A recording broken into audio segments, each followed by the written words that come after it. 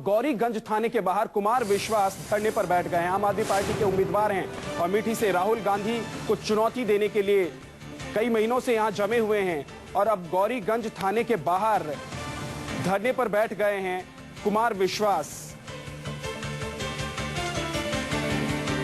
गौरीगंज थाने के बाहर धरने पर बैठे हैं और अमेठी में कुमार विश्वास ने धरना शुरू कर दिया है, वो भी थाने के बाहर। आपको बता दें कि गौरीगंज थाना है और उसी थाने के बाहर कुमार विश्वास धरने पर बैठ गए हैं। राहुल प्रियंका के खिलाफ एफआईआर की मांग कर रहे हैं कुमार विश्वास।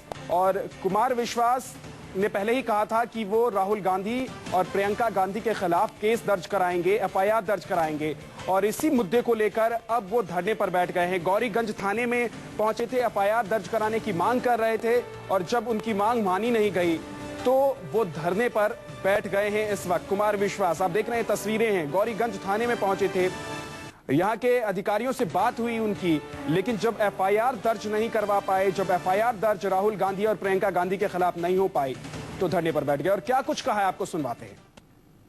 एक आदमी माननीय प्रियंका गांधी को सूचना दे रहा है मैं कुमार विश्वास की हत्या कर दूंगा और वो उसे इनकरेज कर रही है, वो पुलिस को सूचना नहीं दे रही, उसको पकड़वा नहीं रही, जबकि अपराध की अगर सूचना है तो नागरिक के नाते पहला दायित्व है कि आप पुलिस को सूचना दे।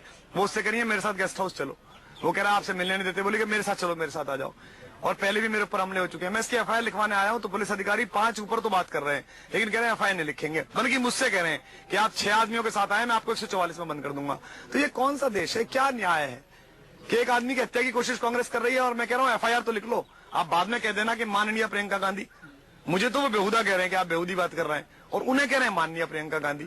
मुझे पता नहीं प्रियंका गांधी देश के कौन से संवैधानिक पद पर हैं, पर यह स्पष्ट है कि अमेठी में 2 तरह का काम है। प्रशासन के लिए एक वो लोग हैं जो इनके खुदा हैं और एक आम नागरिक है जिसको उन्होंने कांग्रेसी दलालों और गुंडों के भरोसे मरने के लिए छोड़ रखा है।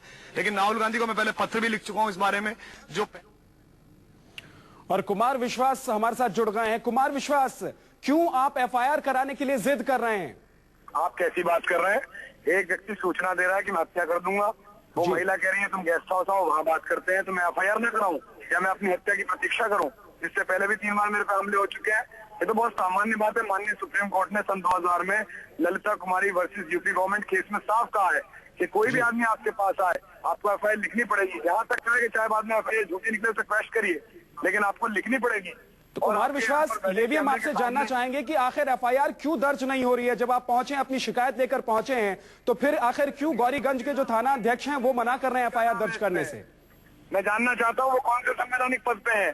वो मुझसे कह रहे हैं आप बेहुदा बातें कर रहे हैं, इसमें माननीय प्रियंका गांधी जी का नाम है, कैमरे पे कह रहे हैं। तो उत्तर प्रदेश पुलिस की दहशत में है अमेठी में और इनके गुंडे, इनके पदाधिकारी जो जिला सचिव स्तर तक के हैं, वो जान से मारने की धमकी देते वीडियो में दिखाई दे और उसके बाद यहाँ एफआईआर भी ना हो, तो मेरे पास क्या ऑप्शन है? क्या तो मैं मारा जाऊं या धरने पे बैठ जाऊं? कुमार विश्वास, हम आपसे ये जानना चाहेंगे, जब आप थाने पहुंचे तो वहां आपकी क्या बात हुई पुलिस वालों से?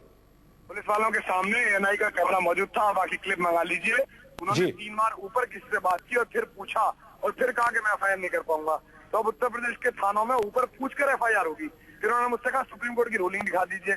मैंने तुरंत प्रशांत भूषण से रूलिंग मंगाकर रूलिंग दिखा दी कि ललिता कुमारी वर्सेस यूपी गवर्नमेंट केस है, सुप्रीम कोर्ट का आदेश है जिसमें लिखा हुआ है 212.4 सेक्शन में लिखा हुआ है कि एफआईआर मैंडेटरी है, जो अधिकारी ना करे उसके खिलाफ कोर्ट कार्रवाई करे।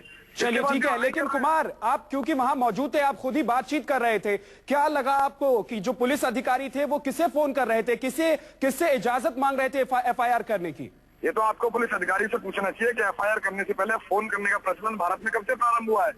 अगर किसी सामान्य आदमी के खिलाफ एफआईआर तो लिखते कि नहीं लिखते? लेकिन क्या आपने ये सवाल पुलिस अधिकारी से नहीं की जिसने एफआईआर लिखने से मना कर दिया? हिंदी में पीएचडी करने के बाद, इतने साल विश्वविद्यालय पढ़ाने के बाद, पूरी दुनिया में कविता पढ़ने के बाद, दामनी और गुड़िया की लाठियां खाने के बाद मैं बेहुदा हूँ और श्रीमती प्रियंका गांधी माननीय प्रियंका गांधी है।